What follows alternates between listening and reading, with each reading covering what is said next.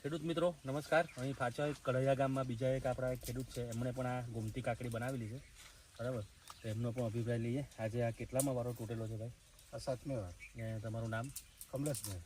કમલેશભાઈ છે, કઢૈયા ગામની અંદર. આ 7મો વારો આજે તોડ્યો છે. આ કેટલા પેકેટ તમે વાવેલા હતા કાકડી? એ 14 પેકેટ. 14 પેકેટ, બરાબર. તો અત્યારે કાકડી તોડવાનું ચાલુ છે. આ જો આ કાકડીનું પરફોર્મન્સ. મુખ્ય ખાસિયતની વાત કરીએ ગોમતી કાકડીની તો ગ્રીનરી કલર છેલ્લે સુધી પકડી રાખે છે. ગરમીમાં ચાલવાવાળી આ કાકડી વધુ પડતો સ્ટ્રેસ નથી લાગતો. એની અંદર રોગ પ્રતિકારક શક્તિ પણ વધારે, બરાબર.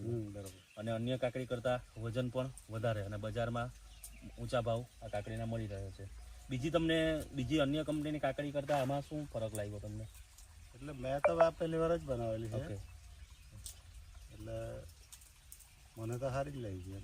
કારણ કે બીજી બધાની વાત સાંભળી કે બીજી કાકડી આટલી વખત મારી ચાલે તેટલી તેવી જ નહીં ચાલે, એમ કે 10 થી 12 વખતમાં પતી જ જાય. અમારે ટેમ્પાવાળા જ કહેતા હતા. ઓકે.